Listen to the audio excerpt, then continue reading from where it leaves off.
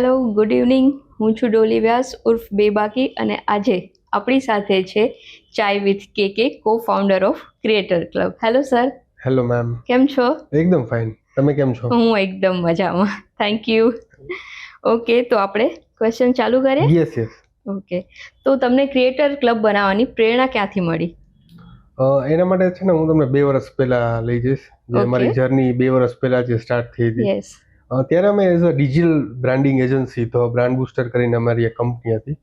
અમે એ તરીકે વર્ક કરતા, હું ને ચિરાગભાઈ બંને. ઓકે. ત્યારે અમને એક ક્લાયન્ટની રિક્વાયરમેન્ટ આવી હતી. યસ. એ લોકોને 500 ક્રિએટર જોતા હતા. રાઈટ. તો અમે બહુ હેપી હતા કે ભાઈ અમારી પાસે આવડી મોટી ડીલ આવી. એબ્સોલ્યુટલી. સો અમે એના ઉપર મહેનત સ્ટાર્ટ કરી.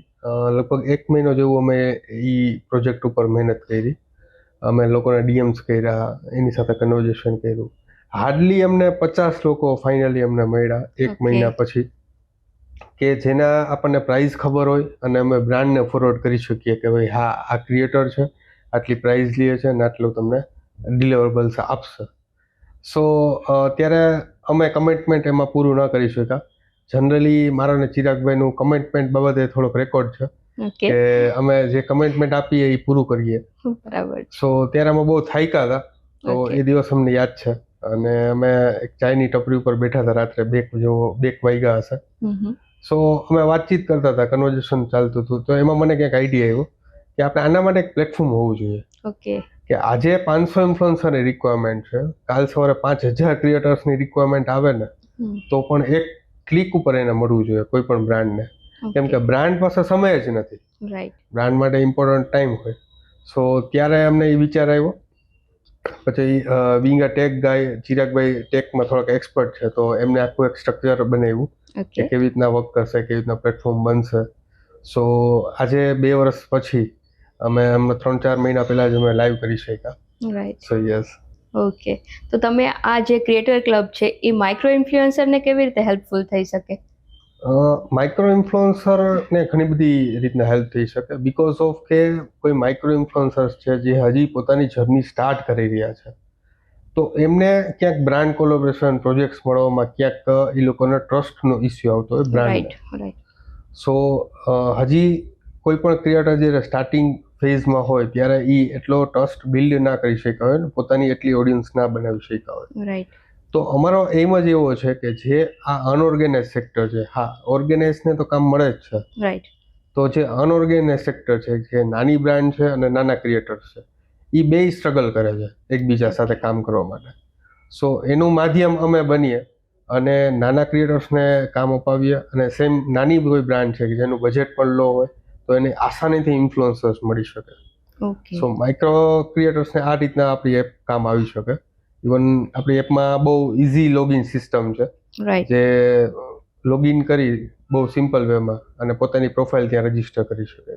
ઓકે, તો ક્રિએટર ક્લબનું લોંગ ટર્મ વિઝન શું છે? અમારું લોંગ ટર્મ વિઝન તો પહેલા ઇન્ડિયા લેવલે આપણી એપને લઈ જવાનું છે. ઇવન અમે આફ્ટર 2 to 3 years અમે આઈપીઓ પણ પ્લાન કરીએ છીએ, અને નેક્સ્ટ અમે પછી ઇન્ટરનેશનલી જઈશું.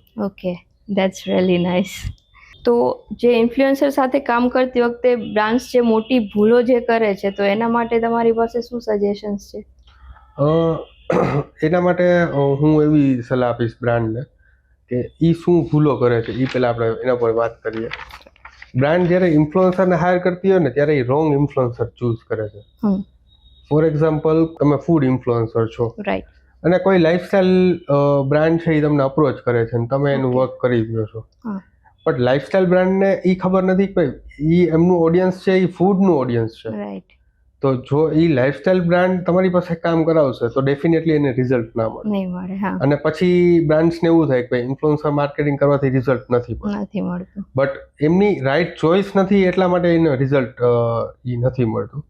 જે ક્રિએટર ક્લબ ક્યાંક એનો આ પ્રોબ્લેમ સોલ્વ કરે છે કે એમને રાઇટ કેટેગરી, રાઇટ એનું બજેટ, એના વાઇઝ તમને ઇન્ફ્લુએન્સર્સ આપે છે.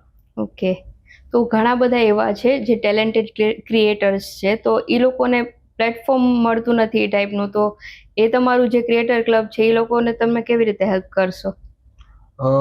જેમ મેં કીધું ને કે ભાઈ એ ટેલેન્ટ છે, બરાબર છે, એની પાસે સ્કિલ છે, એબિલિટીઝ છે, પણ એ બતાવશે કેવી રીતના? ફોર એક્ઝામ્પલ, કોઈ ઇન્ફ્લુએન્સર છે જેને અત્યાર સુધીમાં 500 પ્રોજેક્ટ કર્યા છે, ઓકે. પણ 500 પ્રોજેક્ટ બતાવશે ક્યાં? હા.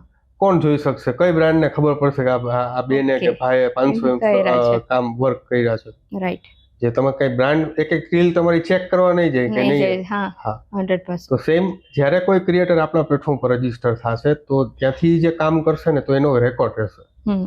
તો કાલ સવારે કોઈ બીજી બ્રાન્ડ છે તો એ એને બતાવી શકશે કે જો આટલા અમે પ્રોજેક્ટ્સ કમ્પ્લીટ કર્યા છે. ઇવન આપણા પ્લેટફોર્મમાં આપણે રિવ્યુ ને રેટિંગની પણ સિસ્ટમ આપી છે. બહુ જોરદાર વસ્તુ છે. ઓકે. ફોર એક્ઝામ્પલ તમે ફૂડ ઇન્ફ્લુએન્સર છો, રાઈટ. તમે બ્રાન્ડ સાથે કામ કરો છો, તો એ કામ કર્યા પછી છે ને તો આપણા પ્લેટફોર્મ પર તમે એકબીજાને રિવ્યુ આપી શકો. રાઈટ. અત્યારે તમે બહુ સારું કામ કર્યું તો હું અત્યારે ખાલી તમને રેફરન્સ કહી શકીશ એમ કે ના મેડમનું કામ જોરદાર છે, રાઈટ. પણ એ ક્યાંય લખેલું નથી, શો નથી થતું. બધી જગ્યાએ હું કહેવા નહીં આવું. તમે જે જગ્યાએ બ્રાન્ડને અપ્રોચ કરશો તો બધી જગ્યાએ હું ન કહું. સો તમે એ રિવ્યુ ને રેટિંગ બતાવી શકશો કાલ સવારે કે ભાઈ જો ક્રિએટર ક્લબમાં મારા આટલા રેટિંગ છે, આટલા રિવ્યુઝ છે, મેં આટલા પ્રોજેક્ટ્સ રન કર્યા છે. તો ઘણા બધા વસ્તુઓ પ્લેટફોર્મ દ્વારા એક ટ્રાન્સપરન્સી ક્રિએટ થતી હોય. ઓકે. જે એક ઇન્ફ્લુએન્સર અને બ્રાન્ડ વચ્ચેનો એક ટ્રસ્ટ બિલ્ડ થતો હોય બીકોઝ ઓફ ટ્રાન્સપરન્સી એમ. ઓકે. તો આ જે ક્રિએટર ક્લબનું મેઇન મિશન શું છે? તમે જ્યારે આ સ્ટાર્ટ કર્યો છે ત્યારે તમારા માઇન્ડમાં કંઈક તો આઈડિયા આવ્યો હશે તમારા અને ચિરાગ સરના કે ભાઈ અમે સ્ટાર્ટ કરીએ છીએ તો એનું મેઇન કંઈ બી હશે કે શું એના માટે તમે વિચાર્યું? જ્યારે અમને આઈડિયા આવ્યો ને ત્યારે અમે ઘણું બધું રિસર્ચ પણ કર્યું હતું આ બાબત ઉપર, આ ઇન્ડસ્ટ્રી બાબત ઉપર. ત્યારે અમને એવું ફીલ થયું કે આખું માર્કેટ છે ને અનઓર્ગેનાઇઝ છે અને અમારું મિશન જ એ છે કે અમે આ માર્કેટ જે અનઓર્ગેનાઇઝ માર્કેટ છે અને વેલ ઓર્ગેનાઇઝ કરીએ અને વહેલી તકે કરીએ, જેથી લોકો ઓર્ગેનાઇઝ વેમાં કામ કરતા થાય.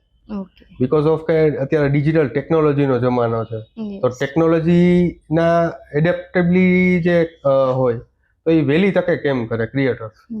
કેમ કે ક્રિએટર્સનું કામ શું છે? કન્ટેન્ટ ક્રિએટ કરવાનું, ક્રિએટિવિટીનું છે. એમનું કામ બિઝનેસીસ વાળું નથી, જેથી બ્રાન્ડને ઘણી વખત મિસકોમ્યુનિકેશન થતું હોય, પછી મિસકમેન્ટમેન્ટ આપતા હોય, પછી પાછળથી ફૂલફિલ ના કરી શકીએ તો ઓલું કહે ને કે કેરીની પાછળ આખું ટોપલું બગડતું હોય. સો આ વસ્તુ થતી હોય. ઓકે. તો જે લોંગ ટર્મ સક્સેસ જેને કહી શકાય તો એના માટે ક્રિએટરનું માઇન્ડસેટ કઈ ટાઈપનું હોવું જોઈએ, શું હોવું જોઈએ? સૌથી પહેલા તો એ એક નિશ એને આઈડેન્ટિફાઈ કરવી પડે. રાઈટ. કે ભાઈ મારે કઈ નિશમાં કામ કરવું છે. ફોર એક્ઝામ્પલ હું ફૂડ નિશ ચૂઝ કરું છું તો હું પછી ફૂડ બ્રાન્ડ પાછળ જ હું એ વસ્તુઓ કરવો જોઈએ, તો તમે લોંગ ટર્મ સુધી સસ્ટેન રહી શકો. જો તમે બધી વસ્તુઓ બધી જાતના બ્રાન્ડ પ્રમોશન લેવાનું સ્ટાર્ટ કરશો તો કોઈ પણ બ્રાન્ડ જ્યારે તમારી પ્રોફાઇલ જોશે ને ત્યારે એને કન્ફ્યુઝન ક્રિએટ થશે. રાઈટ. કે ભાઈ તમારી કોઈ નિશ ફિક્સ જ નથી. એમ હું મારી ટ્રાવેલ એજન્સી છે તો હું ફૂડ વાળાને ડેફિનેટલી હાયર નથી કરવાનો, ભલે એને બીજા 5 પ્રોજેક્ટ ટ્રાવેલ ઇન્ડસ્ટ્રીના કર્યા હોય. રાઈટ. બટ ધીમે ધીમે બ્રાન્ડમાં સમજ આવતી જશે કે રાઇટ ઇન્ફ્લુએન્સર ચૂઝ કરો કેટલો ઇમ્પોર્ટન્ટ છે, જે એ ક્રિએટર ક્લબ દ્વારા આવા પ્લેટફોર્મ દ્વારા એ રાઇટ ઇન્ફ્લુએન્સર ચૂઝ કરી શકે. Okay, thank you so much. તો આપણી સાથે હતા ચાય વિથ કે. Thank you sir. Thank you ma'am. Thank you.